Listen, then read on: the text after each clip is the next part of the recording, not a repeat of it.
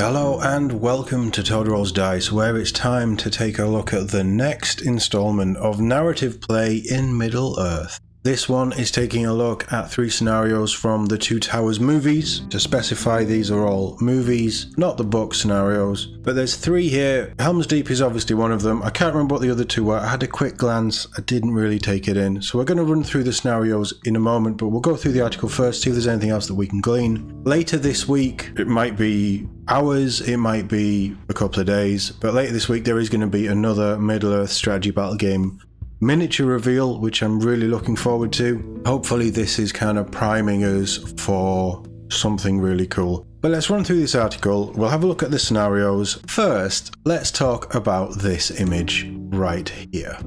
Because I think, and obviously this is riding out from Helm's Deep, the valiant last stand of King Theoden against the hordes of the Uruk-hai. That Legolas looks plastic to me. Now, it might just be a really cool conversion, that's entirely possible. A lot of these models have been around for a while. But the horse looks different, and the Legolas, or the mounted Legolas model, comes with Gimli as well, and it's metal. And it doesn't look that good. That face, to me, might be resin. I think it's plastic. Compare that to this plastic model here with Theoden. The horse and the sculpting of the horse looks very similar, whereas this model of Aragorn is metal. It's about 20 years old, and I mean, you can tell.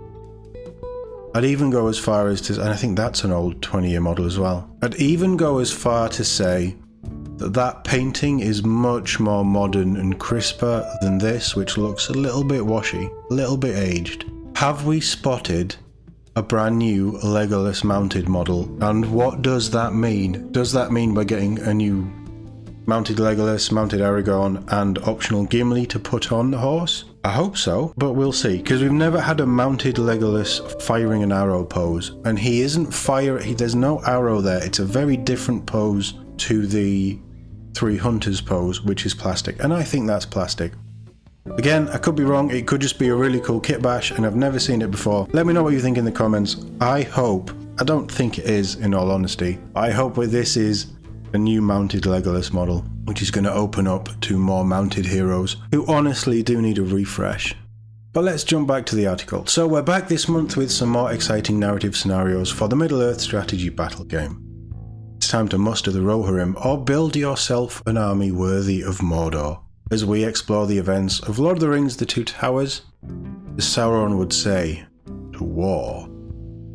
So narrative scenarios are the lifeblood of Middle-earth strategy battle game, allowing players to recreate the iconic scenes from the films and books with their collections of miniatures.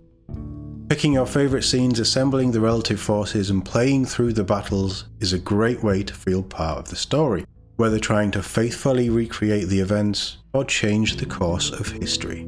This free PDF provides 3 new narrative scenarios capturing some of the most exciting scenes from The Lord of the Rings: The Two Towers. Reenact Eomer's assault by moonlight upon Uglug's scouts with Merry and Pippin's desperate escape. Rouse the Ents of Fangorn as they seek to wash away the filth of Saruman, and recreate the epic siege of Helm's Deep. One of the most iconic scenes in the entire trilogy. It's the most iconic scene. It's the greatest battle ever filmed in cinema. Even to this day, in my opinion. Each scenario lists all the participants you'll need to play through these iconic scenes from the movie, giving guidance on how to lay out your board, and provides a slew of special rules to adapt the gameplay and help make the battle feel just like the scenes you see on screen. Will you join the Free Peoples of Middle-earth as they attempt to hold back the threat of Isengard, or side with the forces of darkness and bring death and ruin to the lands of Rohan?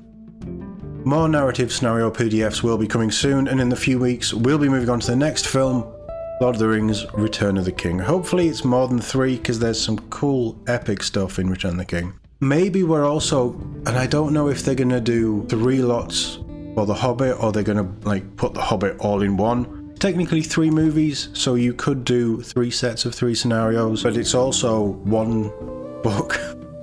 So you could do 3 scenarios to complete The Hobbit. I don't know. Who knows what they're going to do with this. But let's take a look at these scenarios and see what fun can be had in Middle-earth strategy battle game this time round. So here we are with the two towers. We're going to start with Ambush at Night, which is Eomer mounted, Meriadoc, Peregrine, 1 mounted captain of Rohan, 12 riders of Rohan, 4 throwing spears and 8 with no additional equipment, against Uglas, Grishnak, Sanga, who is an Orc captain, Uruk-hai scout captain, and some Uruk-hai scouts, and Isengard Orc warriors with a mixture of weapons. So you deploy evil, basically camped, squabbling over which bits of the hobbits they're going to eat. Merry and Pippin are in the middle of that melee as well, and Eomer's riders are going to come in from both sides and utterly obliterate them.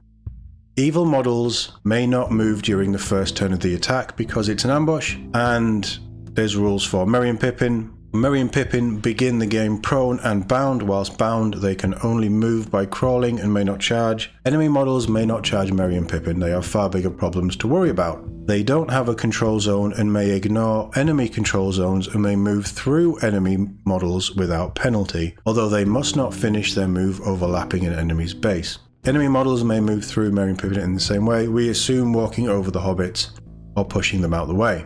Their bonds were cut. At the end of each of Merry and Pippin's activations, they roll a d6. On a 6, they successfully cut their bonds and are no longer prone. If one of the hobbits makes this roll, and they are in base contact with the other hobbit, who is not bound themselves, they receive a +1 to this roll. And Grishnak follows the same rules for movement as the hobbits, except that he crawls 3 inches and cannot cut his own bonds, as he is not bound. Grishnak is the only model that can charge the hobbits, and he will fight them in the fight phase if he does so. If Grishnak is fighting one of the hobbits, both models will fight as normal, even though they are both prone, ignoring the rules for being prone. Additionally, as he is wounded, Grishnak begins the game with only a single point of might, will and fate, and has only 1 attack, because he got speared in the spine. Last match of the Ents, so participants Treebeard with Merry and Pippin, Birchseed, Beachbone, and 3 more Ents, against 4 Isengard Orc captains, 48 Isengard Orc warriors with a mixture of weapons. See, their evil deployment is almost 50% of the map there, and then good coming in on the far right. Special rules: Flaming Arrows. If an Orc makes a shooting attack against an Ent and scores a natural 6 to hit, and then subsequently wounds their target, the Ent will suffer 2 wounds rather than 1, and will immediately become set ablaze. Bring them down. If an Ent loses a combat against at least 3 evil models, then the evil player may choose to have the Orcs try and bring down the Ent instead of making strikes. If they do so, then no strikes are made against the Ent. Instead, the evil player rolls a d6 for each of the models that was engaged in the combat, and on a natural 6, the Ent is immediately knocked prone. And finally, you release the River. The Dam has a defense of 10 and 5 wounds, and can only be harmed in combat. Finally, the big one.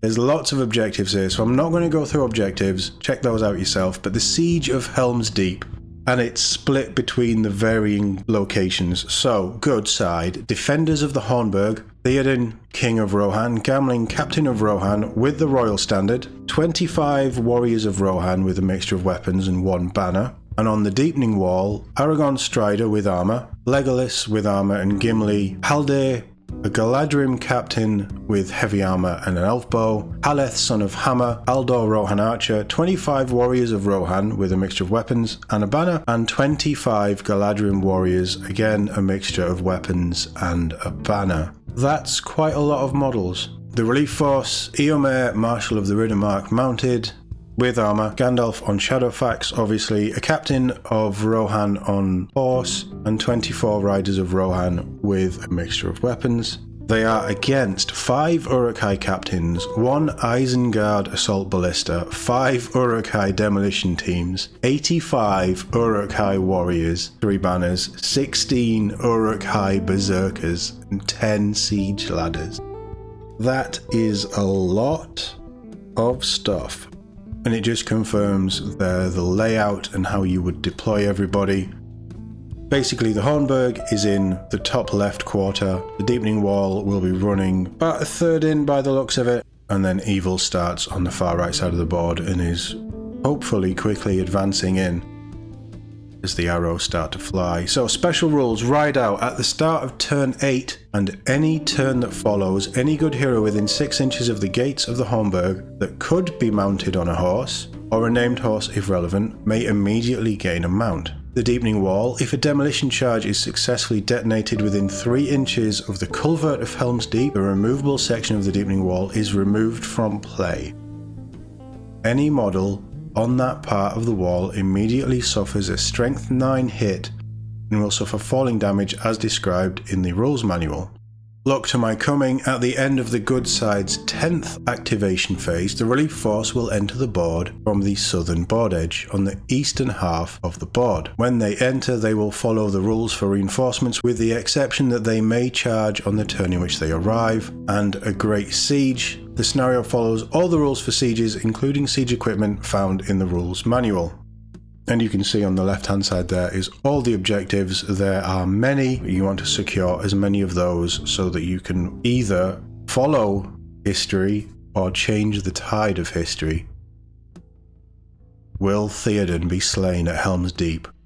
You now have this scenario to do it. The problem with this scenario, and I would love to play this would be an epic battle to recreate on the channel. The problem is I'd need Helm's Deep. But how cool would it be just to do Helm's Deep? And it'd be amazing. Absolutely amazing. Let me know what you think of these scenarios in the comments. I think Helm's Deep is great. The other two, I don't know. Ents never really interests me, but I can see it being an interesting one. It's fairly, alright, it's 48 Orc Warriors. But you'd think that, what have we got, 6 Ents would be able to cut through 48 Orc Warriors quite easily. We'd have to see. I mean, there is a weight of numbers there.